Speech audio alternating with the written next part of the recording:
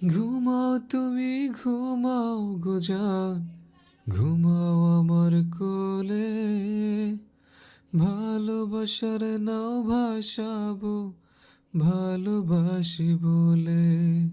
অয়ন্তী ধীরে ধীরে চোখ মেলে তাকায়। চোখ ঘুরিয়ে নিজের আশেপাশে জায়গাটা দেখে নিল। নিজের অবস্থান যখন টের পেল তখন এক প্রকার লাফিয়ে উঠে বসলো।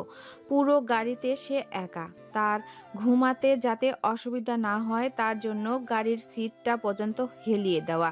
নিজের গায়ের দিকে তাকালে দেখে ছেলেদের শীতের জ্যাকেট তার গায়ে। অয়ন্তী এসব দেখে মনে মনে ভাবে কিডন্যাপাররা কি এত ভালো হয়? কিন্তু তারা কোথায়? তাকে এখানে একা রেখে কোথায় গেল? আর সে তো ওই পুরনো বাড়িতে ছিল। তাহলে এখানে আসলো কি করে? কিডন্যাপাররা কি তাকে অন্য কোথাও নিয়ে যাচ্ছে? অয়ন্তী আঁতকে ওঠে। এই সুযোগে তাকে পালাতে হবে এই কিডন্যাপারদের হাত থেকে। অয়ন্তী গাড়ির বাইরে তাকায়। দেখতে পায় একটা রেস্টুরেন্ট। নিশ্চয়ই কিডন্যাপাররা খেতে এসেছে এখানে। অয়ন্তী ঢোক গিলে ভয়ে ভয়ে গাড়ির দরজা ধাক্কা দিল, কিন্তু খুলল না। অয়ন্তী যে ভয়টা করেছিল সেটাই হলো, গাড়ি লক করে দিয়ে গেছে। অয়ন্তী পুনরায় জোর খাটিয়ে ধাক্কা দিল, সাথে সাথে দরজা খুলে যায়। অয়ন্তীর অধর কোণে ফুটে ওঠে বিস্ময় করা হাসি, কিন্তু ভয় লাগছে খুব। পরক্ষণে অয়ন্তী নিজের মনকে শক্ত করল। এই ভয়কে জয় করতে হবে তাকে আজ। নিশ্চয়ই জাহিন তাকে না পেয়ে পাগলের মতো খুঁজে বেড়াচ্ছে এদিকে ওদিকে। জাহিনের কাছে তাকে পৌঁছাতে হবে যে করেই হোক। অয়ন্তী নিজেকে তটস্থ করে গাড়ি থেকে খালি পায়ে ধীরে ধীরে নামে সে। গাড়ি থেকে নামতেই দমকা এক শীতল হাওয়া এসে তার গায়ে বাড়ি খায়। অয়ন্তী সারা শরীর মুহূর্তের মাঝেই শীতল হয়ে যায়। খালি পায়ে আর উষ্ণ কাপড় ছাড়া বাইরে থাকলে সে ঠান্ডায় জমে যাবে, সেটা সে নিশ্চিত। অয়ন্তী কোনো উপায় না পেয়ে পুনরায় জ্যাকেটটা নিজের গায়ে জড়িয়ে নেয়। জ্যাকেট থেকে সুন্দর একটা মিষ্টি ঘ্রাণ এসে বাড়ি খায় অয়ন্তীর নাকে। এত সুন্দর ঘ্রাণ মিশে থাকে কিডন্যাপারদের পোশাকে বুঝি? অয়ন্তী তো ভেবেছিল সিগারেট আর মদের বিশ্রী গন্ধ থাকবে, কিন্তু অয়ন্তী এসব উদ্ভট চিন্তা ভাবনা বাদ দিয়ে দু চোখ যেদিকে যায় সেদিকে খালি পায়ে দৌড়াতে শুরু করলো। খালি পায়ে দৌড়াতে দৌড়াতে অনেকটা রাস্তা অতিক্রম করে ফেলেছে সে, কিন্তু আর এগোতে পারছে না। পায়ের পাতা বরফের ন্যায় জমে গেছে, ভেঙে আসছে শরীর। ইচ্ছে করছে এই রাস্তার মাঝেই শুয়ে পড়তে। অয়ন্তী রুদ্ধশ্বাস ফেলে চারপাশে নজর বুলালো। সম্পূর্ণ খালি রাস্তা, মাঝে মাঝে হাতে গোনা কয়েকটা হলদে রঙের ট্রাক যাচ্ছে। শীতের কারণে দোকানপাট সব বন্ধ করে দোকানদাররা চলে গেছে। অয়ন্তীর নজর পড়ে অদূরে একটা দোকান খোলা আছে, তার লাইট এসে পড়েছে রাস্তায়। তাকে সেখানেই সাহায্য চাইতে হবে। অয়ন্তী খালি পায়ে আবারও দৌড়াতে শুরু করলো, কিন্তু মনে হচ্ছে যেন সে খুব ধীর গতিতে চলছে। অয়ন্তী হাঁপাতে হাঁপাতে এসে দোকানটার সামনে দাঁড়ালো। সম্পূর্ণ দোকান খালি, কয়েকটা চেয়ার টেবিল রাখা আছে, কেউ নেই। কিন্তু যেহেতু দোকান খোলা তার মানে ভেতরে কেউ না কেউ থাকতে পারে। অয়ন্তী ঢোক গিলে ভাঙ্গা গলায় ডাক দিল, কেউ আছেন? কিছুক্ষণ ডাকাডাকির পর এক মধ্যবয়স্ক এক লোক বেরিয়ে আসলো। অয়ন্তী লোকটিকে দেখে স্বস্তির নিঃশ্বাস ছাড়ল। লোকটি অয়ন্তীর দিকে কিছুক্ষণ অবাক চোখে তাকিয়ে থেকে বলে, কে তুমি মা? অয়ন্তী হাঁপাতে হাঁপাতে বলল, আমাকে কয়েকজন গুন্ডা তাড়া করেছে, প্লিজ আমাকে একটু হেল্প করুন। লোকটি কয়েকক্ষণ চুপ থেকে মাথা ঝাঁকাতে ঝাঁকাতে বলল, হ্যাঁ হ্যাঁ, কেন নয়, তুমি ভিতরে এসো মা। অয়ন্তী দোকানের ভেতরে ঢুকলো। লোকটি একটি চেয়ার টেনে বলে, তুমি এখানে বসো। অয়ন্তী চেয়ারে বসলো। শরীরের একটুও শক্তি পাচ্ছে না, খুব খিদে পেয়েছে তার। অয়ন্তী ধীর গলায় বলল। এক গ্লাস পানি দেবেন? লোকটি টেবিলের উপরে থাকা জগ থেকে এক গ্লাস পানি দিল। অয়ন্তী এক টানে পানি ভর্তি গ্লাসটা শেষ করে বলে। ফোন আছে আপনার? লোকটি ভারাক্রান্ত গলায় বলল। না মা, আমার কাছে ফোন নেই, তবে আমার ছেলের আছে। তুমি একটু বসো, ও একটু বাইরে গেছে। ও আসলে ওর ফোন দিয়ে তোমার পরিবারকে কল করতে পারবে। আচ্ছা। লোকটি অয়ন্তীকে মাথা থেকে পা পর্যন্ত দেখে বলে। এ কি, তোমার পা তো খালি। দাঁড়াও, তোমাকে এক জোড়া জুতো দিচ্ছি। লোকটি এক জোড়া জুতা এনে দিল। অয়ন্তীও চুপচাপ পায়ে পড়ে নেয়। লোকটি বিনিময়ের স্বরে বলল। তোমাকে দেখে মনে হচ্ছে তুমি ক্ষুধার্ত, কিছু খাবে? দিব? অয়ন্তী পিটপিট চোখে লোকটির পানে তাকায়। অয়ন্তীর চাউনি দেখে লোকটি আমতা আমতা করে বলে। না মানে, আমাদের দোকানে তো সবাই খেতে আসে, তাই কম বেশি খাবার বাকি থাকে, তাই বলছিলাম। অয়ন্তী জোরে শ্বাস ফেলে বলে। আচ্ছা। লোকটির চোখ মুখ খুশিতে উজ্জ্বল হয়ে এলো। ঠিক আছে, তুমি বসো, আমি আনছি। লোকটা চলে গেল।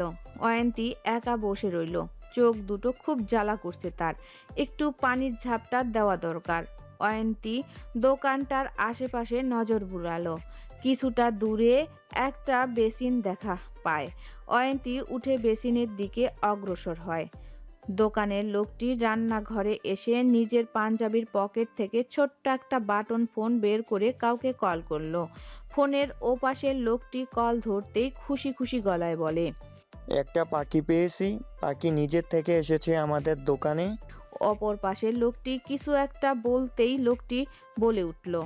আরে গুন্ডারা তাড়া করেছিল মেয়েটাকে, তাই আমার এখানে আশ্রয় নিতে এসেছে। পাখিটাকে পানি খাইয়েছি, এবার একটু দানা খাওয়াবো, আর দানার সাথে একটু ঘুমের ওষুধও মিশিয়ে দিব, তাহলে পাখিটা ঘুমিয়ে যাবে। আচ্ছা এখন রাখি, পরে কথা হবে। পাখিটা খাবারের জন্য অপেক্ষায় আছে। লোকটি এক প্লেট খাবার নিয়ে রান্নাঘর থেকে এসে দেখে মেয়েটি নেই। মেয়েটি কোথায় গেল? পালিয়ে গেল? তার কথা কি কোনোভাবে মেয়েটি শুনে ফেলেছে? লোকটি খাবারের প্লেটটা টেবিলের উপরে রেখে বাইরে বের হয়। কোন দিকে গেছে মেয়েটি? লোকটি নিজেকে নিজেই চড়াতে ইচ্ছে করছে। ফোনটা এখন কান করতে গিয়েছে, একটু পরে করলেই কি হতো? তাহলে তো পাখিটাকে এভাবে হারাতে হতো না। কিন্তু মেয়েটা যদি কাউকে কিছু বলে তাহলে কি হবে? অয়ন্তী হাঁপাতে হাঁপাতে হাঁটু ভেঙে রাস্তার কিনারায় বসে পড়ে, ডুকরে কেঁদে ওঠে। কানের মাঝে এখনো লোকটির বলা কথাগুলো বেজে যাচ্ছে। দুনিয়াতে মেয়েদের কোথাও নিরাপত্তা নেই। চারিদিকে ভালো মানুষের মুখোশের আড়ালে একটা ভয়ঙ্কর সত্তা লুকিয়ে আছে। মুখে মেয়েটিকে মা ডেকেও সেই মেয়েটির সর্বনাশ করে দেয় ওই ভয়ঙ্কর প্রকৃতির লোকগুলো। অয়ন্তী কি করবে কিছুই বুঝতে পারছে না। বড্ড অসহায় লাগছে নিজেকে। কথায় আসে সে এটাও বুঝতে পারছে না এখন যে কারো কাছে সাহায্য চাবে, এই সাহায্যটা চাইলেও ভয় লাগছে তার। যদি আবারও বিপদে পড়তে হয় তখন? কিছুক্ষণ আগে এক বিপদের হাত থেকে কোনো মতে বেঁচে ফিরেছে, সে আর কোনো বিপদে পড়তে চায় না সে। অয়ন্তী ভাঙ্গা গলায় বলতে শুরু করলো। কোথায় আছেন নেতামশাই আপনি? এতটা সময় কেন লাগছে আমায় খুঁজে পেতে? একটু জলদি আসুন না। আপনার অয়ন্তী যার পারছে না এই ধকল সামলাতে। যুবকটা হাতে করে খাবারের প্যাকেট নিয়ে রেস্টুরেন্ট থেকে বেরিয়ে গাড়ির কাছে এসে গাড়ির দরজা খুলতেই হতবাক হয়ে যায়। হাত থেকে খাবারের প্যাকেটটা শব্দ করে নিচে পড়ে যায়। গাড়িতে অয়ন্তী নেই। অয়ন্তী কোথায় গেছে? যুবকটি পাগলের মতো সব জায়গায় খুঁজতে শুরু করলো। আশেপাশে যত দোকান ছিল সব দোকানে ঢুকে ফোনে থাকা অয়ন্তীর ছবি দেখিয়ে বলে। মেয়েটিকে দেখেছেন? যুবকটি যতগুলো মানুষকে পেয়েছে সবাইকে অয়ন্তীর ছবি দেখিয়ে একই প্রশ্ন জিজ্ঞাসা করলো, কিন্তু কেউ দেখেনি অয়ন্তীকে। যুবকটি আশাহত হয়ে ফিরে এলো নিজের গাড়ির কাছে। রেগে গিয়ে নিজের গাড়িতে আঘাত করে চিৎকার করে উঠে পাগলের মতো বলতে থাকে। একটু পেছন ধরে রাখতে পারলে না অয়ন্তী? তুমি জেগে যখন গিয়েছিলে তখন পালিয়ে যাওয়ার কি দরকার ছিল? আমি তো তোমাকে তোমার নিজের ঠিকানায় পৌঁছে দিতাম, কিন্তু তুমি চলে গেলে। এখন এখন যদি তুমি কোনো বিপদে পড়ো তো? যুবকটির কথা বলে পুনরায় উন্মাদের মতো চুল টেনে বলে। না না, তোমাকে আমি কোনো বিপদে পড়তে দেব না, তার আগেই তোমাকে খুঁজে বের করব। যুবকটি পুনরায় রেস্টুরেন্টে গিয়ে সিসিটিভির ফুটেজ চেক করে দেখে অয়ন্তী কোন রাস্তা দিয়ে গেছে। যুবকটি গাড়িতে বসে বিপজ্জনকভাবে গাড়ি ইনটার্ন করে অয়ন্তী যে রাস্তা দিয়ে গেছে সেই রাস্তা দিয়ে স্পিডে গাড়ি চালাতে শুরু করলো। জাহিন স্থির হয়ে গাড়িতে বসে রয়েছে, বা হাতের কোনোই গাড়ির জানালায় ঠেকিয়ে রেখে কপালে হাতের 5 আঙ্গুল রেখে শান্ত চোখে বাইরে তাকিয়ে আছে, চোয়াল শক্ত করে রেখেছে। পাশেই ড্রাইভিং সিটে নুহাস বসে রয়েছে, আর চোখে জাহিনের দিকে একবার তাকিয়ে সামনের দিকে তাকায়। জাহিনের মনে এই মুহূর্তে এখন কি চলছে কিছু বুঝতে পারছে না। অয়ন্তীকে হাতের কাছে পেয়েও হারিয়ে ফেলল। এখন কোথায় খুঁজে বেড়াবে অয়ন্তীকে এই রাতের অন্ধকারে? বুকের ভেতরটা পুরে ছারখার হয়ে যাচ্ছে, বারবার 2 হাত শক্ত করে মুষ্টিবদ্ধ করে নিচ্ছে। জাহিন মাথাটা সিটের উপর হেলিয়ে দিয়ে চোখ বন্ধ করে নেয়। পরক্ষণে কিছু একটা মনে করে জাহিন শটান মাথাটা সোজা করে বসে অধৈর্য গলায় বলল। গাড়ি থামা নুহাস। নুহাস বিস্মিত হয়ে বলে। মানে? জাহিন নুহাসের দিকে রাগী চোখে তাকিয়ে দাঁতে দাঁত চেপে বলে। এক কথা কতবার তোকে বলতে হবে? নুহাস শুকনো ঢোক গিলে গাড়ি থামালো। জাহিন দ্রুত পায়ে গাড়ির দরজা খুলে পেছনে ফিরে রেখে আসা রাস্তায় দৌড়াতে শুরু করলো। জাহিন পেছনে পেছনে নুহাস আর রিহানও যায়। সে স্পষ্ট দেখছে রাস্তার পাশে কেউ বসে থাকতে। জাহিন কিছু দূর এসে থেমে যায়। তার কিছু দূরে বসে রয়েছে অয়ন্তী বিধ্বস্ত অবস্থায়। শরীর ঝাঁকি দিয়ে উঠল জাহিনের এই দৃশ্য দেখে। সত্যি কি এটা অয়ন্তী নাকি তার চোখের ভুল? জাহিন ভয় পাচ্ছে, ভীষণ রকমের ভয় পাচ্ছে। এটা যদি তার মনের ভ্রম হয় তাহলে তার চোখের সামনে থেকে অয়ন্তী মিলিয়ে যাবে। মিলিয়ে গেলে অয়ন্তীকে এই মুহূর্তে আর চোখের সামনে দেখতে পারবে না। জাহিন ঢোক গিলে ধীর গলায় বলল। অয়ন্তী। অয়ন্তী ফুপানো থামিয়ে মাথা তুলে তাকায়। তার থেকে কিছুটা দূরে জাহিন দাঁড়িয়ে আছে। রাস্তার স্টিল লাইটের হলদে আলোতে ভেসে উঠল বিধ্বস্ত হয়ে দাঁড়িয়ে থাকা জাহিনের চেহারা। অয়ন্তী নিজের চোখকে বিশ্বাস করতে পারছে না। এটা কি সত্যি জাহিন নাকি তার কল্পনা? অয়ন্তী সাহসা বলে ওঠে। নেতামশাই। জাহিনের পেছনে এসে রিহান, নুহাস আরো অনেকেই থামে। জাহিন স্বস্তির নিঃশ্বাস ছাড়ে। না, তার মনের ভুল নয়, এটা সত্যি তার অয়ন্তী তার সামনে রয়েছে এই মুহূর্তে। জাহিন প্রাণ ভরে শ্বাস নিয়ে পাগলের মতো ছুটে অয়ন্তীর কাছে আসে। হাঁটু ভাঁজ করে অয়ন্তীর সামনে বসলো। শক্ত করে জড়িয়ে ধরল নিজের পেশিবহুল শক্ত দুটো হাত দিয়ে অয়ন্তীকে। অজান্তে গড়িয়ে পড়ল 2 চোখ দিয়ে অশ্রুকণা। হিতাহিত জ্ঞান হারিয়ে পাগলের মতো বউয়ের 2 গালে কপালে চুমু খেতে শুরু করলো অশ্রুসিক্ত নয়ন জোড়া বন্ধ করে। অয়ন্তী হাঁপাচ্ছে, খুব জোরে হাঁপাচ্ছে। জাহিন থামে, নিজের 2 হাত বউয়ের 2 গালে রেখে কপালে কপাল ঠেকিয়ে চোখ বন্ধ করে রইল। জাহিনের চোখের নোনা জল অয়ন্তীর গালে গিয়ে পড়ে। অয়ন্তী চোখ মেলে তাকায়। জাহিন কান্না করছে, তার জন্য কান্না করছে। জাহিন ব্যাকুল হয়ে বলতে শুরু করলো। খুব ভয় পেয়ে গেছিলাম আমি, ভেবেছিলাম হারিয়ে ফেলেছি আপনাকে সারা জীবনের জন্য। অয়ন্তী নিশ্চুপ হয়ে দেখে যাচ্ছে জাহিনকে। জাহিনের এই চোখের জল তাকে কষ্ট দিচ্ছে না, বরং একটা অদ্ভুত প্রশান্তি দিচ্ছে মনের গহীনে লুকিয়ে থাকা কুটুরিতে। অয়ন্তী জাহিনের চোখের কোণার জমে থাকা নোনা জল মুছে দিয়ে আবেগী গলায় বলে। পুরুষদের এভাবে কাঁদতে নেই নেতামশাই। জাহিন এবার অয়ন্তীর পিঠের উপরে হাত রেখে নিজের কোলে এনে বসায়। অয়ন্তীর ঠান্ডা শরীরটা জাহিনের শরীরের উত্তাপে নেতিয়ে পড়ে। অয়ন্তীর এলোমেলো হয়ে থাকা চুল সরিয়ে দিয়ে জাহিন ভীত গলায় বলে। মাঝে মাঝে পুরুষদের কাঁদতে হয়। অয়ন্তী হাসে বলে। তাই বুঝি। জাহিন বাচ্চাদের মতো মাথা ঝাঁকিয়ে হ্যাঁ বলে। অয়ন্তী নিস্তেজ হয়ে যাওয়া গলায় বলে। কেন কাঁদতে হয় পুরুষদের? জাহিন থেমে থেমে বলে। চোখের ময়লা যাতে পরিষ্কার হয় তার জন্য। অয়ন্তী মুচকি হেসে দুপাশে মাথা নাড়িয়ে বলে। আমার জন্য কাঁদছিলেন না? না, সত্যি? জাহিন মাথা ঝাঁকায়। অয়ন্তীর শরীর ভেঙে আসছে, হাত পা অসাড় হয়ে আসছে, নিজেকে আর ধরে রাখতে পারছে না, চোখ অন্ধকার হয়ে আসছে। ক্ষীণ গলায় কিছু একটা বলে অয়ন্তীর সাথে সাথে জাহিনের বুকের মাঝে ঢলে পড়ে। জাহিনের রুহু কেঁপে ওঠে, ভয়ার্ত গলায় অয়ন্তীর গালে হাত রেখে বলে। অয়ন্তী, এ অয়ন্তী, কি হলো? নুহাস চেঁচিয়ে বলে। ভাই, ভাবিকে বাড়িতে নিয়ে যেতে হবে জলদি। জাহিন অয়ন্তীকে পাজা কোলে তুলে নিয়ে বলতে থাকে। কিচ্ছু হবে না আপনার অয়ন্তী, কিচ্ছু হবে না। জাহিন অয়ন্তীকে গাড়িতে নিয়ে উঠে বসে। অয়ন্তীর শীতল আর নিস্তেজ হয়ে যাওয়া শরীরটা নিজের বুকের সাথে শক্ত করে চেপে ধরে বসে রইল। গাড়ি চলতে শুরু করলো আবার, উদ্দেশ্য শেখ বাড়ির পথে। এক জোড়া চোখ স্থির দৃষ্টিতে তাকিয়ে রইল জাহিনের চলন্ত গাড়ির দিকে। জাহিনের গাড়িটা যখন কুয়াশার মাঝে মিলিয়ে গেল, যুবকটির মাথা নিচু করে দীর্ঘ এক নিঃশ্বাস ছাড়ল। তার অয়ন্তী ঠিক মানুষের হাতেই পড়ে গেছে। তার আর চিন্তা রইল না, সে পাশে নেই তো কি হয়েছে, তার পরিহিত জ্যাকেটটা তো তার ভালোবাসার মানুষটার গায়ে লেপ্টে রয়েছে, এটাই অনেক।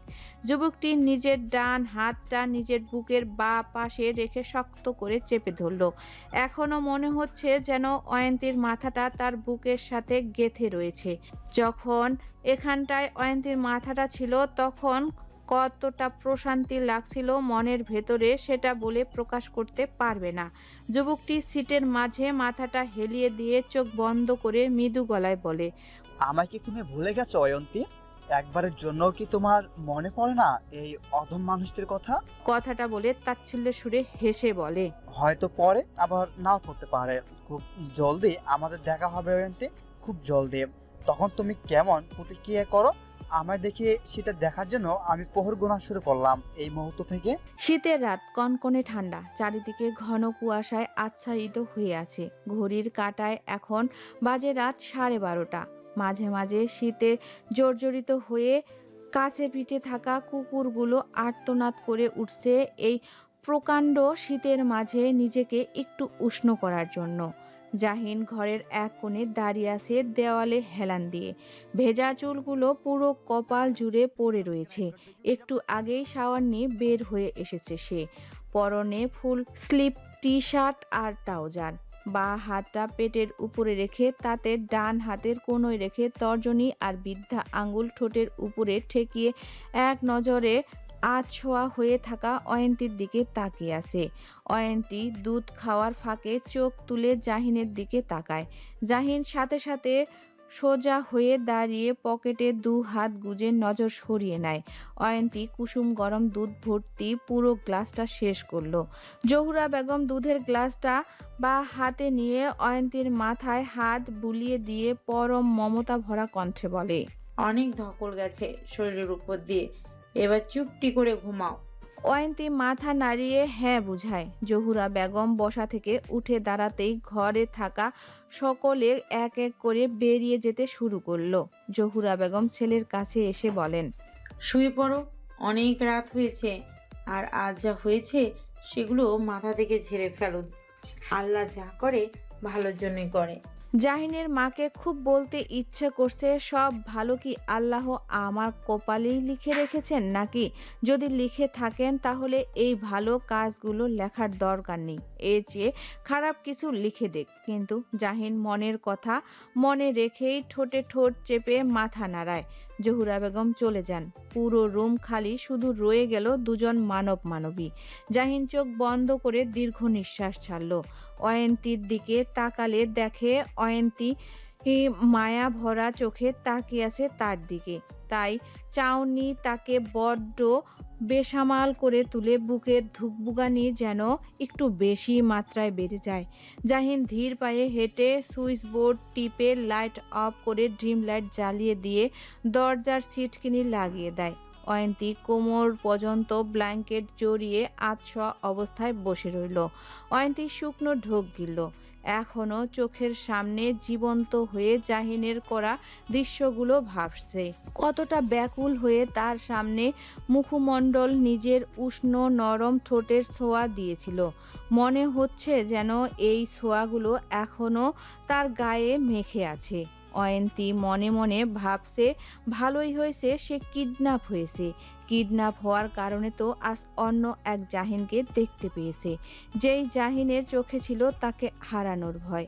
জাহিন বেডে বসে কয়েকক্ষণ চুপ থেকে মৃদু আলোয় অয়ন্তীর মুখের দিকে ফিরে শান্ত গলায় জিজ্ঞাসা করলো, এখন ঠিক লাগছে শরীরটা? খারাপ লাগছে না তো? অয়ন্তীর মুখে রাও নেই, সে শান্ত চোখে তাকিয়ে রইল স্বামীর পানে। অয়ন্তীর এমন চাহনি দেখে জাহিন আঁতকে উঠে আকুল কণ্ঠে বলে, কি হয়েছে? শরীর খারাপ লাগছে বলছে? জাহিন অয়ন্তীর দিকে এগিয়ে এসে অয়ন্তীর কপালে গলায় হাত রেখে চেক করে নরম গলায় বলেন। জ্বর তো নেই তাহলে? অয়ন্তী আকস্মিক জাহিনকে দু হাত দিয়ে আঁকড়ে ধরে পাগলের মতো বলতে লাগলো, কিছু হয়নি আমার নেতামশাই, কিচ্ছু হয়নি, আমি একদম ঠিক আছি। জাহিন একদমই প্রস্তুত ছিল না অয়ন্তীর এমন কিছু একটা করবে বলে। এভাবে হঠাৎ করে জড়িয়ে ধরার কারণে জাহিনের শরীর কিছু হেলে পড়ে। জাহিন ঢোক গিলে নিজেকে সামলে নিয়ে অয়ন্তীর বাহুর উপরে এক হাত রাখে। অয়ন্তী স্বামীর বুকে মাথা রেখে নিজেকে আরো গুটিয়ে নিয়ে জাহিনের টি শার্ট আঁকড়ে ধরে ধীর গলায় বলল, আমায় খুঁজে পেতে আপনি খুব দেরি করে ফেলেছেন নেতামশাই। জানেন কতটা অপেক্ষায় ছিলাম আমি আপনার। জাহিন চোখ বন্ধ করে তপ্ত নিঃশ্বাস ছেড়ে ধীর কণ্ঠে বলল, সরি, আর দেরি হবে না। এবার থেকে আরো আগে আপনার কাছে পৌঁছে যাব। কথাটা বলে থেমে গিয়ে আবারও বলে, না, এমনটা হতেই দিব না, আর কাউকে ছুতে দিব না আপনাকে। অয়ন্তী মৃদু হেসে মাথা তুলে জাহিনের দিকে তাকিয়ে আবদার করে বলে, একটা গান শোনাবেন নেতামশাই? জাহিন ভ্রু কুঁচকে বলে, গান এই সময়? গান গাইতে বুঝি নির্দিষ্ট সময় লাগে? না, তা লাগে না, কিন্তু আমি ভালো গান গাইতে পারি না। যেমনই পারুন। জাহিন কিছু একটা ভেবে বলে, আমি গান গেলে কি দিবেন আপনি আমায় এর পরিবর্তে? আপনি যা চাইবেন তাই দিব। যা চাইবো তাই দিবেন? অয়ন্তী মাথা উপর নিচ করে। জাহিন মুস্কি হেসে বলে, থাক, এখন কিছু চাইবো না। এখন আপনি নিজ থেকে না হয় আমাকে কিছু দিয়েন, পরবার না হয় আমি চেয়ে নেব। ঠিক আছে, তাহলে শুরু করুন। কি শুরু করবো? ওমা, গান গাওয়া? অয়ন্তী কথাটা বলে জাহিনের বুকে মাথা রাখে। জাহিন ঢোক গিলে গলা খাকারি দিয়ে গাইতে শুরু করলো। প্রগাঢ় তার গলার স্বর, নীরব নিস্তেজ কক্ষে যেন চারিদিক থেকে জাহিনের গভীর কণ্ঠের প্রতিধ্বনি হতে শুরু করলো। ঘুমাও তুমি ঘুমাও গোজান, ঘুমাও আমার কোলে, ভালোবাসার নাও ভাসাবো, ভালোবাসি বলে। জাহিন পুরো গানটা গেয়ে থামে। অয়ন্তী চোখ বন্ধ করে গানটা অনুভব করলো। নাম না জানা এক শীতল শিহরণ বয়ে গেল মনের মাঝে। বুকের ওঠানামা বেড়ে গেছে। জাহিন অয়ন্তীর কোনো সারা শব্দ না পেয়ে ভাবে হয়তো ঘুমিয়ে পড়েছে। তাই জাহিন অয়ন্তীর বাহু ধরে নিজের বুকের উপর থেকে সরাতে নিবে, সাথে সাথে অয়ন্তী জাহিনের ভাবনাকে ভুল প্রমাণিত করে দিয়ে বলে, আমি ঘুমাইনি নেতামশাই। জাহিন অয়ন্তীকে নিজের বুক থেকে সরাতে গিয়েও সরালো না। আস্তে করে প্রশ্ন করল। খুশি এবার? অয়ন্তী মাথা নাড়ায়। জাহিন নরম গলায় বলল, তাহলে ঘুমান এখন, অনেক রাত হয়েছে। কিন্তু অয়ন্তী জাহিনকে চমকে দিয়ে দু হাত দিয়ে জাহিনের পিঠ শক্ত করে আঁকড়ে ধরল। জাহিন বড্ড অবাক হয়। অয়ন্তীর আচরণ অদ্ভুত লাগছে তার কাছে। অয়ন্তী ক্ষীণ গলায় বলে, চোখ বন্ধ করুন তো একটু নেতামশাই। জাহিন হতবাক হয়ে বলল, কেন? করুন না, এত প্রশ্ন না করে। জাহিন জোরে নিঃশ্বাস ছেড়ে চোখ বন্ধ করলো। অয়ন্তী আস্তে আস্তে জাহিনের বুক থেকে মাথা তুলে জাহিনের মুখের দিকে তাকায়। চোখ বন্ধরত জাহিনকে খুঁটিয়ে খুঁটিয়ে দেখছে সে। গাল ভর্তি খোঁচা খোঁচা দাড়ি, সরু নাক, ডান কানের একটু সাইডে মস্ত বড় একটা কালো তিল। এই তিলটা যেন একটি বেশু সুন্দর দাড়ির আড়ালে লুকিয়ে থাকার কারণে সৌন্দর্যটা ঢেকে থাকে। নিঃসন্দেহে লোকটি সুদর্শন খাতায় নাম লেখাতে পারবে আবনীলায়। অয়ন্তী হাসে। তার বর এত সুন্দর, ইস, আগে কেন খেয়াল করেনি সে? বড্ড আফসোস হচ্ছে এখন তার। অবশ্য খেয়াল করবেই বা কি করে, এভাবে খেয়াল দেখার সুযোগ তো আর হয়নি। জাহিন চোখ বন্ধরত অবস্থায় ভরাট কণ্ঠে বলে ওঠে, কি করছেন আপনি অয়ন্তী? অয়ন্তী নিজেকে উঁচু করে জাহিনের মুখ বরাবর হয়। জাহিনের মুখের উপরে আশ্রে পড়ছে অয়ন্তীর তপ্ত শ্বাস। জাহিন ভ্রু কুঁচকে নেয়। কি করতে চাইছে এই মেয়ে? অয়ন্তী চোখ বন্ধ করে প্রাণ ভরে নিঃশ্বাস নিয়ে লাজ লজ্জা পেছনে ফেলে দিয়ে জাহিনের গালে টুপ করে চুমু খেয়ে দূরে সরে যায়। জাহিন তড়িৎ বেগে চোখ মেলে তাকায়। এই মুহূর্তে কি করলো অয়ন্তী এটা? জাহিন হতবাক হয়ে তাকিয়ে রইল মাথা নিচু করে থাকা অয়ন্তীর দিকে। জাহিন বাম হাতটা নিয়ে যায় অয়ন্তীর চুমু দেওয়া স্থানে। এদিকে অয়ন্তী এমন একটা কাণ্ড ঘটিয়ে নিয়েও অবাকের শেষ চূড়ায় পৌঁছে গেছে। চোখ মুখ খিচে বন্ধ করে রয়েছে। এবার জাহিন কি ভাববে তাকে? ইস! অয়ন্তী এই কাজের দ্বারা জাহিনের নির্জীব হয়ে থাকা অনুভূতিগুলো যেন তরতর করে সতেজ হয়ে উঠেছে। এই বেসামাল অনুভূতিগুলো তার সামলে রাখা পসিবল নয় তার জন্য। এবার অয়ন্তীকেই এই ভার নিতে হবে। সে অপরাধ করেছে, এবার অপরাধের শাস্তি পেতে হবে তাকে। জাহিনের শীতল হাত দুটো রোবটের ন্যায় অয়ন্তীর উষ্ণ গালে রাখলো। অয়ন্তী মোচড়ে উঠল জাহিনের শীতল ছোঁয়া পেয়ে। শ্বাস ভারী হয়ে আসছে, গলা শুকিয়ে আসছে, হাঁসফাঁস লাগছে তার। জাহিন অয়ন্তীর মুখটার উপরে তুলে এক নজরে তাকিয়ে রইল। অয়ন্তী চোখ বন্ধ করে রেখেছে। তার অষ্ট ইন্দ্রিয় নানান কিছুর আভাস দিচ্ছে মনের মাঝে। ঠান্ডায় আর লজ্জায় অয়ন্তীর ঠোঁট জোড়া তিত্তির করে কাঁপছে। ভ্রুযুগলের মাঝে সূক্ষ্ম ভাঁজ পড়ে আছে তার। তিত্তির করে কাঁপতে থাকা অয়ন্তীর ঠোঁটজোড়া যেন জাহিনকে আরও বেশি আকৃষ্ট করছে। জাহিন একটা ঘোরের মাঝে পড়ে গেছে। এই গভীর ঘোর থেকে বেরিয়ে আসা যেন অসহনীয় হয়ে দাঁড়িয়েছে। জাহিন ঢোক গিলে আবেশে চোখ বন্ধ করে অয়ন্তীর কাঁপতে থাকা ঠোঁটের দিকে অগ্রসর হয়। অয়ন্তীর ঠোঁটের ভাঁজে নিজের ঠোঁট দ্বারা আঁকড়ে ধরল। অয়ন্তী আনমনে এক হাত দ্বারা জাহিনের টি শার্ট খামচে ধরল, আর অন্য হাত দিয়ে জাহিনের গলা পেঁচিয়ে তার চুলে খামচে ধরল। জাহিন এক প্রকার পাগলের ন্যায় আচরণ করছে। বা হাত দিয়ে অয়ন্তীর কোমর আঁকড়ে ধরে নিজের সাথে শক্ত করে চেপে ধরল। শান্ত শ্বাস প্রশ্বাস অশান্ত হতে শুরু করলো।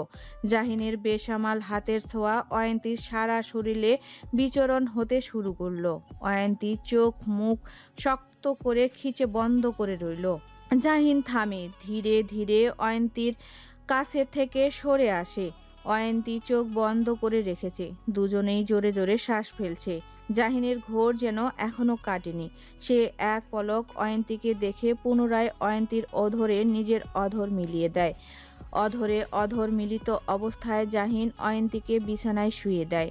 নিজের বেসামাল অনুভূতিগুলো নিকড়ে দিচ্ছে অয়ন্তীর শরীরের ভাঁজে ভাঁজে শীতল হাতের স্পর্শে এঁকে দিয়ে। জাহিনের পাগলামিতে অয়ন্তী প্রথমে সায় না দিলেও এখন সায় দিতে শুরু করলো। জাহিন পেয়ে বসলো। উন্মাদের মতো চুমু খেতে লাগলো। জাহিন ঠোঁট ছেড়ে বউয়ের গলার ভাঁজে নিজের মুখ ডুবিয়ে অজস্র চুমু বর্ষণ দিয়ে যাচ্ছে অয়ন্তীর অঙ্গে। পাগল প্রায় নিজেকে সামলাতে পারছে না অয়ন্তী। এমনিতেই তার শরীর ক্লান্ত, আর তার উপরে জাহিনের এমন পাগলামো করছে যেটা অয়ন্তী আর সহ্য করতে পারছে না। সে বড্ড ভুল করে ফেলেছে এই ঘুমন্ত বাঘকে জাগিয়ে তুলে। জাহিন অয়ন্তীর বুক থেকে শাড়ির আঁচল সরাতে নিলে কিছু একটা ভেবে থেমে যায়। জোরে জোরে শ্বাস নিচ্ছে সে। কি করছিল এতক্ষণ সে আবেগের বশীভূত হয়ে? অয়ন্তীর উপর দিয়ে আজ এত বড় ধকল গেছে, আর সে কিনা এভাবে। জাহিন শটান অয়ন্তীর উপর থেকে সরে আসলো। অয়ন্তীর প্রাণ ভরে শ্বাস নিল। দম বন্ধ হয়ে আসছিল তার। জাহিন নিজেকে তটস্থ করলো। একটু বেশি বাড়াবাড়ি করে ফেলেছে আজ। জাহিন ঘাড় ঘুরিয়ে অয়ন্তীর দিকে তাকালো। অয়ন্তী আগের ন্যায় বিছানায় পড়ে রইল চোখ বন্ধ করে। জাহিন তপ্ত শ্বাস ছেড়ে দু হাত দিয়ে চুল খামচাতে শুরু করলো ক্রোধে। উঠে চলে যেতেও পারছে না অয়ন্তীকে একা রেখেও। জাহিন ঢোক গিলে অয়ন্তীর উপরে হালকা ঝুঁকে কণ্ঠ খাদে নামিয়ে বলে, অয়ন্তী। অয়ন্তীর ঠোঁটে ঠোঁট চেপে চোখ মুখ খিচে বন্ধ করে নেয়। জাহিন অয়ন্তীর ঠোঁটের কোণে বৃদ্ধা আঙ্গুল রেখে আলতো করে ছুঁয়ে দিয়ে বলে, সরি, একটু বেশি বাড়াবাড়ি করে ফেলেছে, কিন্তু দোষ কিন্তু আপনার। ওভাবে চুমুটা না দিতেন আমাকে, তাহলে এমনটা আর হতো না। আমি কিন্তু নিজেকে যথেষ্ট নিয়ন্ত্রণে রেখেছিলাম, আপনি আমায় উস্কে দিয়েছেন। অয়ন্তীর লজ্জায় মন চাইছে মাঝি ফাঁক করে গভীরে চলে যেতে। নিয়ন্ত্রণে রেখেছিল ভালো কথা, তা বলে এভাবে বলতে হবে কথাটা? সে উস্কে দিয়েছে? সে তো গান গাওয়ার পরিবর্তে চুমুটা দিয়েছিল। কে জানতো এমনটা হবে? জাহিন মৃদু হেসে অয়ন্তীর ঠোঁটের নিচে ছোট করে চুমু দিয়ে অয়ন্তীকে নিজের বুকে এনে বলে, ঘুমান এবার, আরেক রাতে পুরো কাজটা কমপ্লিট করব, কেমন? অয়ন্তী চোখ বড় বড় করে তাকায়। অন্য আরেক রাতে পুরো কাজটা কমপ্লিট করবে মানে কি? কি করার কথা বলছে এই লোক? অয়ন্তী মুখ তুলে জাহিনের দিকে তাকায়। জাহিন তা দেখে অয়ন্তীর এলোমেলো চুলগুলো কানে গুজে দু চোখের পাতায় হাত রেখে ফিসেল স্বরে বলে। চোখ বন্ধ করে ঘুমান। অয়ন্তী মাথাটা নুইয়ে নেয়। জাহিন মুস্কি হেসে অয়ন্তীর চুলের ভাঁজে হাত বুলাতে শুরু করে। রাত 2টো বাজে। সাকোয়াত ভিলার কলিং বেল বেজে ওঠে। সদর দরজা খুলে দেয় সাকোয়াত বাড়ির গিন্নি পাপিয়া সুলতানা। যুবকটি এক পলক মহিলাটার দিকে তাকিয়ে বাইরের জুতা না খুলেই ভেতরে প্রবেশ করে। পাপিয়া সুলতানা দরজা লাগিয়ে কণ্ঠে তেজ এনে বলল, দাঁড়াও লাবি। থেমে যায় যুবকটির পদচরণ। পাপিয়া সুলতানা ছেলের সামনে এসে গম্ভীর গলায় বলেন, কোথায় ছিলে তুমি? লাবিব তাচ্ছিল্যের হাসি হাসে। পাপিয়া সুলতানা তা দেখে বলেন, তুমি হাসছো? তুমি জানো তোমাকে নিয়ে কতটা টেনশনে থাকি? কোথায় থাকো না থাকো তা কিছু বলে যাও না তুমি। এমনকি কল করলেও কল পর্যন্ত ধরো না। কোথায় ছিলে তুমি এত রাত অবধি? লাবিব শান্ত গলায় বলল, আপনাকে বলতে বাধ্য নই আমি কোথায় ছিলাম। লাবিব, আমি তোমার মা হই, ভুলে যেও না। ভুলে যায়নি তো, ভুলে যাওয়ার প্রশ্নই আসে না। যেই মা নিজের সন্তান কিসের ভালো থাকবে, কিসের আনন্দ থাকবে, সেটার কথা বিবেচনা করে না, সেই মাকে কি করে ভুলে যায়? আমি যা করেছি তোমার ভালোর জন্যই করেছি। লাবিব নিঃশব্দে হেসে বলে, তাই? কিন্তু আপনি আমার ভালো করতে গিয়ে খারাপ করে দিয়েছেন। আমাকে দেখে কোন দিক দিয়ে মনে হচ্ছে আপনি ভালো কাজ করছেন বলবেন একটু? লাবিব, দেখো, যা হওয়ার হয়ে গেছে। মেয়েটা বিয়ে করে সুখে সংসার করছে এখন। সেই সুখে সংসারটা আমার সাথে করতে পারতো। বিয়ের দিন তোমার অ্যাক্সিডেন্ট হয়েছিল লাবিব। লাবিব গাড়ির রিংটা ছুঁড়ে ফেলে দিয়ে চিৎকার করে বলে ওঠে, অ্যাক্সিডেন্ট? অ্যাক্সিডেন্ট? তাতে অয়ন্তীর কোথায় দোষ ছিল? ও একটা অপয়া লাবিব। ওর মা আর দাদু ওর জন্যই মারা গেছেন। মা হয়ে চাইবো না ওই মেয়েটার জন্য তোমার কোনো ক্ষতি হোক। কিন্তু এখন মনে হচ্ছে অয়ন্তী না, আপনি আয়াফা। আপনি আমার জীবনটা তছনছ করে দিয়েছেন। প্রতিনিয়ত আমি এক অসহীন যন্ত্রণায় ভোগ করি, বেঁচে থেকেও আমি একটা প্রাণহীন বস্তুর মতো আছি। মা ছেলের চিৎকার চেঁচামেচির আওয়াজ শুনে ঘর ছেড়ে বেরিয়ে আসেন সায়েম সাকোয়াত। কি হচ্ছে কি এসব? লাবিব অবনীলায় বলে, আপনার স্ত্রীকে জিজ্ঞেস করুন। কথাটা বলে লাবিব সিঁড়ি বেয়ে নিজের ঘরে চলে যায়। সায়েম সাকোয়াত স্ত্রীকে বলেন, সম্পূর্ণ দোষটা তোমার পাপিয়া। তুমি ছেলেটাকে এমন হতে বাধ্য করেছো। আমি ছেলের বিয়ে দিব। দেখো পারো কিনা। কথাটা বলে সায়েম সাকোয়াত চলে যান। পাপিয়া সুলতানা সোফায় বসে পড়লেন। সে কি ভুল করে ফেলেছে? না, সে ভুল করেনি। সে যা করেছে ঠিক করেছে। ওই মেয়ে অপয়া, না হলে দ্বিতীয় বিয়েতে এত নাটকীয়তা হয় কি করে? লাবিব নিজের ঘরে এসে ধপ করে চিত হয়ে বেডে শুয়ে পড়ে। আজ যখন অফিসের কাজ শেষ করে অফিস থেকে বেরিয়েছিল, তখন হঠাৎ করেই মাঝ রাস্তায় একটা পরিচিত কণ্ঠের চিৎকার শুনে সে চমকে যায়। পরক্ষণে বুঝতে পারল এই কণ্ঠের মালিকটাকে। তারপরই শুরু হলো সেই কালো গাড়িকে ফলো করা, আর এরপর অয়ন্তীকে উদ্ধার করার কাজ সফল হয়েও অয়ন্তীকে হারিয়ে ফেলে শেষ মুহূর্তে। আচ্ছা, অয়ন্তী এখন কি করছে? নিশ্চয়ই ক্লান্ত হয়ে ঘুমিয়ে পড়েছে। কবে দেখা হবে আবার তাদের?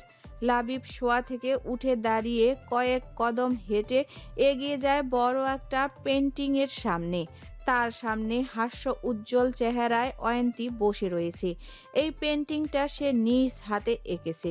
লাবিব পেন্টিংটার উপরে হাত রেখে বলে, তুমি কি জানো অয়ন্তী, তুমি যখন প্রাণ খুলে হাসো তখন তোমাকে কতটা অপূর্ব লাগে দেখতে।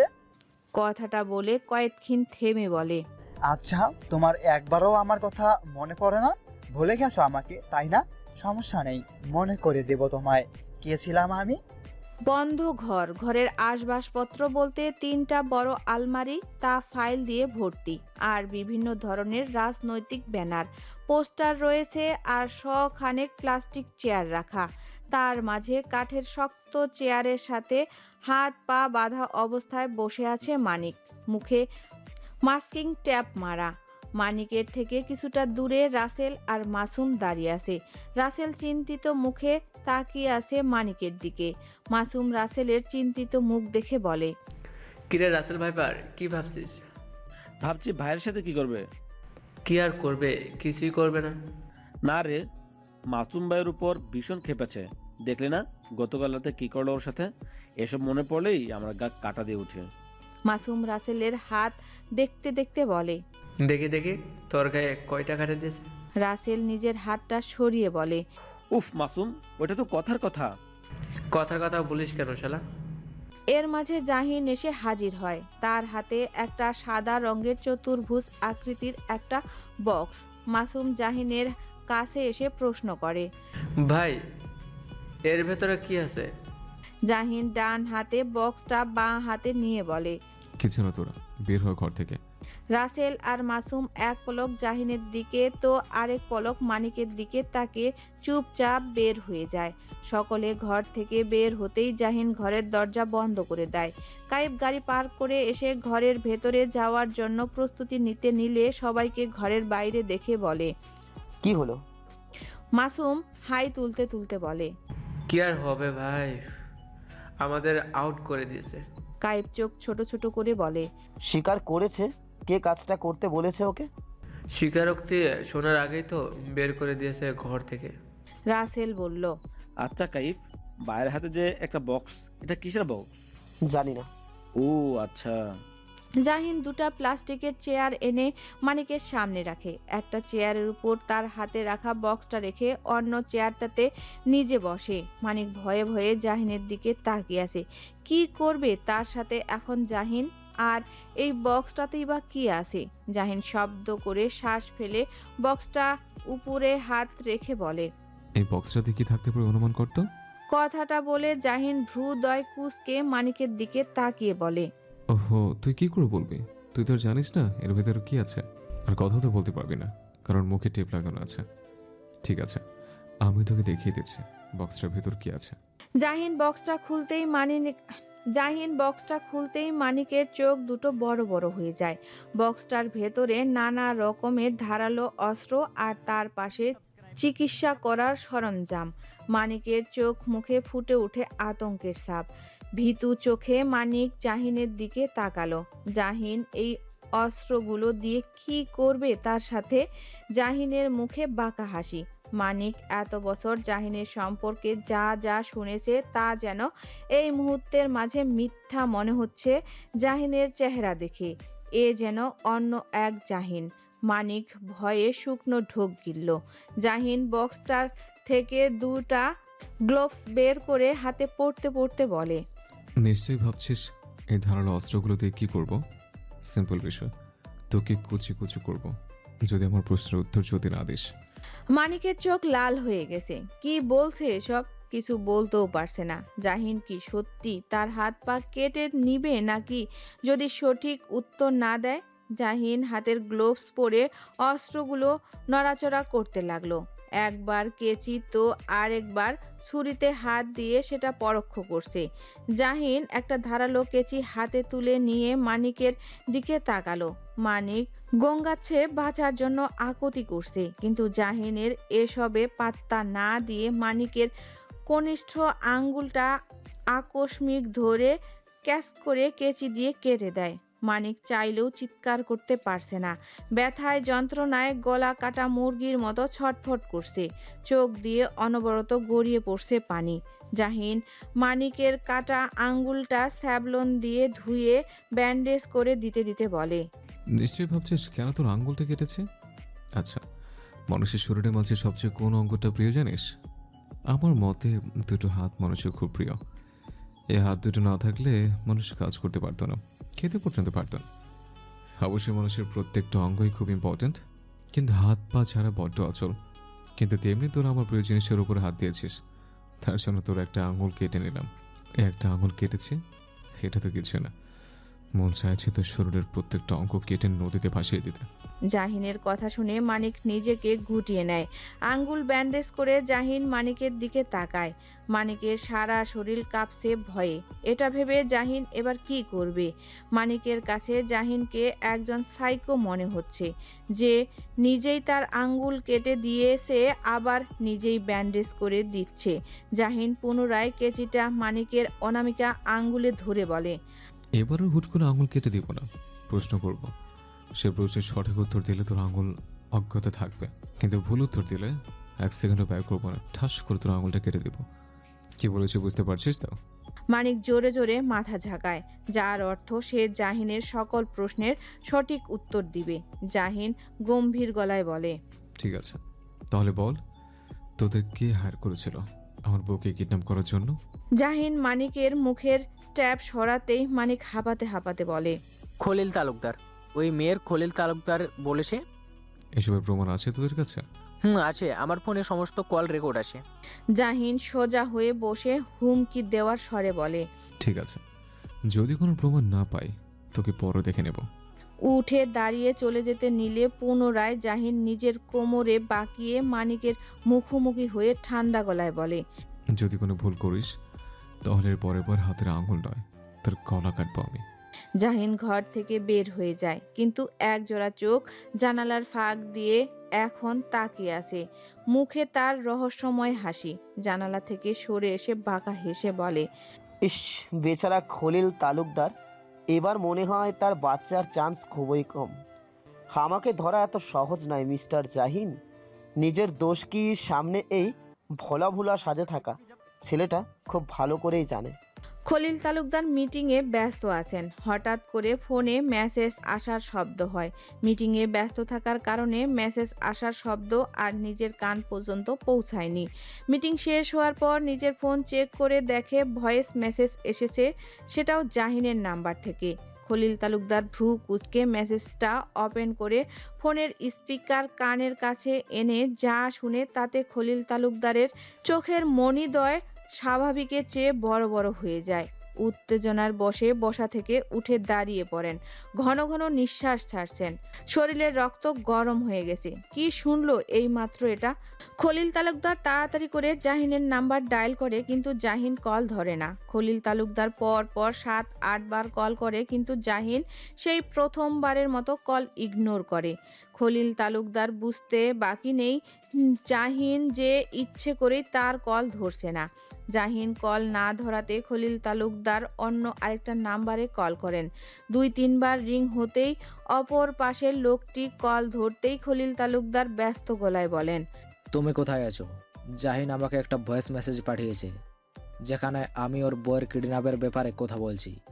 তুমি তো বলেছিলে জাহিন আমাদের হাতের নাগালে পাবে না, তাহলে ওর কাছে এমন ভয়েস মেসেজ আসলো কি করে? তুমি কি ওই মানিককে মারতে পারোনি? ফোনের অপর পাশের লোকটি চাপা গলায় বলে। খলিল তালুকদার পাগলের ন্যায় বলেন, আমি সত্যিই দুঃখিত, কিন্তু আমি অনেক চেষ্টা করেছি মানিককে মারতে, কিন্তু পারি না। আর মানিকের ফোনটা আমার আগেই ওদের হাতে পড়ে গেছে, তাই আমি সব তথ্য মুছে ফেলার আগে ওরা হাতের কাছে পেয়ে সব কিছু তথ্য আর আপনাকে যে জানাবো সেটারও সঠিক সময় পাইনি। খলিল তালুকদার পাগলের ন্যায় বলেন, তাহলে এখন আমি কি করব? জাহিন যদি এই ভয়েস কলটা নিয়ে থানায় যাই, তাহলে বুঝতে পেরেছো কি হবে? জাহিন এখনও থানায় যায়নি এই ভয়েস কল নিয়ে, হয়তো সে আপনার অপেক্ষাই করছে।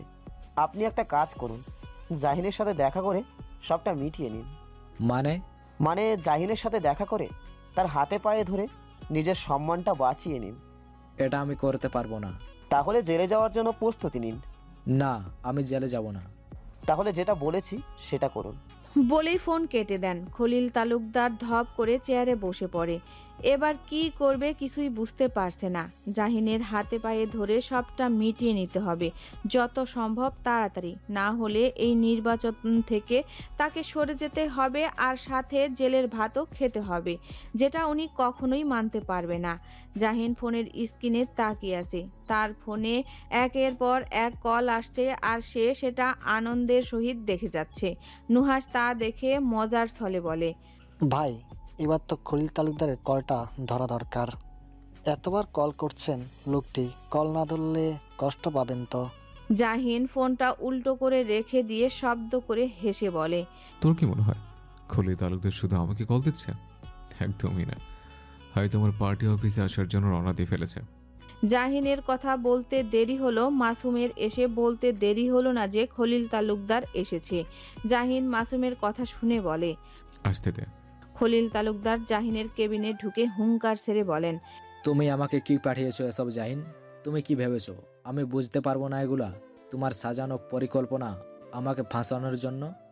এমন ভয়েস অহরহ বানানো যায়। জাহিন বসা অবস্থায় 2 হাত বুকের মাঝে বেঁধে গম্ভীর গলায় বলে, এমন ভয়েস অহরহ বানানো যায় যেহেতু, তাহলে আপনি ভয় কেন পাচ্ছেন যে ভয়ের ছুটে একেবারে আমার পার্টি অফিস চলে এসছেন? ভয়? আমি কোনো ভয়টাই পাচ্ছি না। আমি এটাই ভাবছি তুমি কতটা নিচ মনের যে এমন একটা নিচু মানের পরিকল্পনা করেছো আমাকে নির্বাচন থেকে সরানোর জন্য।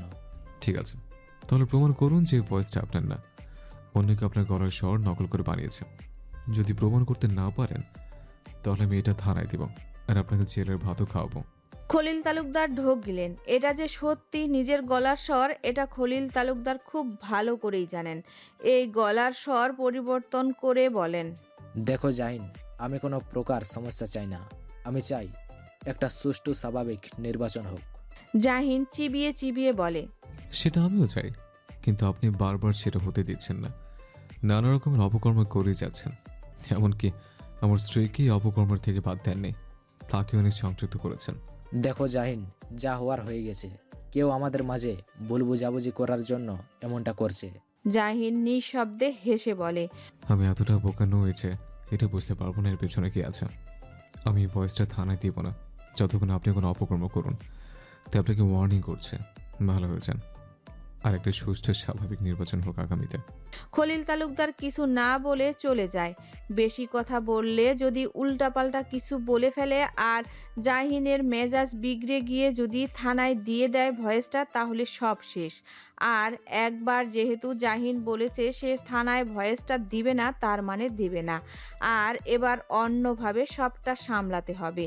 খলিল তালুকদার যেতেই নুহাস চিন্তিত গলায় বলল, ভাই, খলিল তালুকদারকে এভাবে ছেড়ে দেওয়াটা কি ঠিক হলো?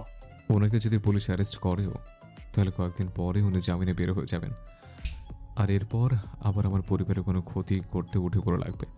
কিন্তু যতক্ষণ আমার হাতে এই অস্ত্রটা আছে ততক্ষণ এই খলিল তালুকদার কিছু করতে গেলে দুবার ভাববে। তাই ওনাকে পুলিশে না দেওয়াটা আমি ঠিক মনে করলাম। ধরণী চিরে অন্ধকার নেমে এসেছে। গোধূলি বেলা পেরিয়ে সন্ধ্যা হয়ে গেছে, কিন্তু সন্ধ্যা হওয়ার পর থেকে আকাশ জুড়ে মেঘের দেখা মিলছে। থেমে থেমে বিদ্যুৎ চমকাচ্ছে। শীতকাল এমন বৃষ্টির আসার আভাস দেখে সবাই খানিকটা অবাক হয়েছে। জাহিনের সমস্ত কাজ শেষ করে বাড়ি ফিরতে ফিরতে বেজে যায় রাত 11টা। বাড়িতে কল করে আগে থেকেই বলে দিয়েছে তার জন্য যেন কেউ না খেয়ে অপেক্ষা করে। সে খেয়ে ফিরবে। বিশেষ করে জাহিনের এই বার্তা অয়ন্তীর জন্য ছিল। অয়ন্তী যেন তার জন্য অপেক্ষা না করে। সদর দরজা কাজের লোক খুলে দেয়। জাহিন রুমে এসে দেখে অয়ন্তী পড়ছে। জাহিনের আসার শব্দ শুনে অয়ন্তী এক পলক জাহিনের দিকে তাকিয়ে পুনরায় পড়ায় মনোযোগ দেয়। জাহিনও কিছু না বলে ওয়াশরুমে চলে যায় ফ্রেশ হতে। বাইরে থেকে বৃষ্টি পড়ার টুপটাপ শব্দ ভেসে আসছে। সন্ধ্যা থেকে বিদ্যুৎ চমকাতে চমকাতে রাত 11টার দিকে বৃষ্টি নামলো। অয়ন্তী সন্ধ্যা থেকে এই বৃষ্টির অপেক্ষায় ছিল। অবশেষে অয়ন্তীর অপেক্ষার অবসান হলো। অয়ন্তী পড়ার টেবিল ছেড়ে উঠে ব্যালকনিতে আসলো। বৃষ্টি তার ভীষণ প্রিয়। বৃষ্টি পড়ার এই টুপটাপ শব্দটা যেন নিজেকে বড্ড আকৃষ্ট করে। খুব ইচ্ছে করছে বৃষ্টিতে ভিজতে, কিন্তু এমনিতে ঠান্ডা, তার উপরে যদি বৃষ্টিতে ভিজে নিশ্চয়ই শরীর খারাপ হবে। কিন্তু নিজের অবাধ্য মনকে অয়ন্তী নিয়ন্ত্রণ করতে পারল না। হাত বাড়িয়ে বৃষ্টির পানি ছুঁয়ে দিল। বৃষ্টির ঠান্ডা পানির ছোঁয়া পেয়ে শরীর শিরশির করে উঠল তার। মৃদু বাতাসের বেগে বৃষ্টির ছিটা এসে অয়ন্তীর সারা গায়ে বাড়ি খাচ্ছে। ঠান্ডা লাগছে, কিন্তু তারপরও মেয়েটা ঠায় দাঁড়িয়ে রইল। চোখ বন্ধ করে বৃষ্টির শব্দ শুনছে আর ভেজা মাটির ঘ্রাণ প্রাণ খুলে নিচ্ছে। জাহিন ওয়াশরুম থেকে বের হয়ে দেখে অয়ন্তী রুমে নেই। গেল কোথায় মেয়েটা এই রাতে? জাহিনের নজর পড়ল জানালার দিকে। খোলা জানালা দিয়ে বৃষ্টি এসে ভিজে একাকার হয়ে যাচ্ছে রুম। জাহিন টাওয়ালটা রেখে থাই গ্লাস টেনে দেয় ব্যালকনির দরজা লাগানোর জন্য। ব্যালকনির দরজার কাছে আসতেই থমকে যায় জাহিন। চোখ জোড়া আটকে যায় সামনে দাঁড়িয়ে থাকা রমণীর দিকে। হতভম্ব হয়ে তাকিয়ে রইল অয়ন্তীর দিকে সে। এই মেয়ে কি পাগল হয়ে গেছে নাকি? এই শীতের মাঝে বৃষ্টিতে ভিজছে, শরীর খারাপ করবে তো। জাহিন রেগে মেগে কিছু বলতে গিয়েও থেমে যায়। এক অজানা শক্তি তার কথা বলার শক্তি কেড়ে নিয়েছে যেন। এক দৃষ্টিতে তাকিয়ে রইল অয়ন্তীর দিকে। মনের মাঝে উথাল পাথাল হতে শুরু করলো। সামনে দাঁড়িয়ে থাকা রমণীকে কাছে পাওয়ার বাসনা জেগে উঠেছে মনের কাছে তরতর করে। জাহিন নজর সরিয়ে জিহ্বা দ্বারা নিজের ঠোঁট ভিজিয়ে পুনরায় তাকায় অয়ন্তীর দিকে। অয়ন্তীর খেয়াল নেই জাহিন যে ব্যালকনিতে এসে দাঁড়িয়েছে, সে চোখ বন্ধ করে বৃষ্টি উপভোগ করতে ব্যস্ত। জাহিনকে টানছে এই অয়ন্তী নামের মেয়েটি, তাকে টানছে প্রতিনিয়ত যেভাবে টানে ঠিক সেভাবেই। জাহিন ধীর পায়ে হেঁটে অয়ন্তীর পেছনে এসে ছুঁই ছুঁই হয়ে দাঁড়ায়। নিজের গায়ের সাথে কিছু লাগতেই অয়ন্তী তরাত করে চোখ মেলে তাকিয়ে পেছনে ফিরে জাহিনকে দেখে সরে যেতে নিলেই জাহিন দু হাত গ্রিলের উপরে রেখে অয়ন্তীকে নিজের বাহু ডোরে আটকে নেয়। অয়ন্তী চুপচাপ দাঁড়িয়ে রইল। জাহিন ভরাট কণ্ঠে বলে, বৃষ্টি বুঝি পছন্দ আপনার? অয়ন্তী মাথা নাড়িয়ে উপর নিচ করলো। জাহিন চুপ করে রইল। কারো মুখে কোনো রা নেই। এই ঠান্ডার মাঝেই দুজন দাঁড়িয়ে রইল। হুট করে বৃষ্টির মাত্রা কমে এসেছে। আকস্মিক বড়সড় একটা বজ্রপাত হলো। অয়ন্তী ভয়ে জাহিনের দিকে ফিরে জাপটে জড়িয়ে ধরল জাহিনের কোমর। এভাবে জড়িয়ে ধরাতে জাহিন দু পা আনমনে পিছিয়ে যায়। জাহিন থমকে গিয়ে অয়ন্তীর দিকে তাকায়। তার এক হাত অয়ন্তীর পিঠের উপর। অয়ন্তী ধীরে ধীরে মুখ তুলে জাহিনের দিকে তাকায়। দুজনের দৃষ্টি মিলিত হলো। অয়ন্তী সরতে নিলে জাহিন বাধা দেয়। দুজনের মাঝে 1 ইঞ্চিও ফাঁক নেই। জাহিন তর্জনী আঙ্গুল দিয়ে অয়ন্তীর গালে লেপ্টে থাকা চুলগুলো সরিয়ে দেয়। অয়ন্তী আবেশে চোখ বন্ধ করে নেয়। অয়ন্তী জাহিনের উত্তপ্ত নিঃশ্বাস কপালে অনুভব করছে। পর পর অনুভব করলো জাহিনের উষ্ণ ঠোঁটের ছোঁয়া। অয়ন্তী খামচে ধরল জাহিনের টি শার্ট। অয়ন্তী বৃষ্টিতে ভিজে থাকা রসালো ঠোঁটের দিকে জাহিনের নজর পড়ল। জাহিন মোহগ্রস্ত হয়ে শব্দ করে অয়ন্তীর ঠোঁটের নিচে চুমু খেয়ে অয়ন্তীর কপালে কপাল ঠেকিয়ে থেমে থেমে বলে, অয়ন্তী, আমি সত্যি আজ নিজেকে নিয়ন্ত্রণ করতে পারবো না। আমি আপনাকে চাই। যতটা চাইলে আপনার গভীরে যেতে পারবো, ঠিক ততটা চাই।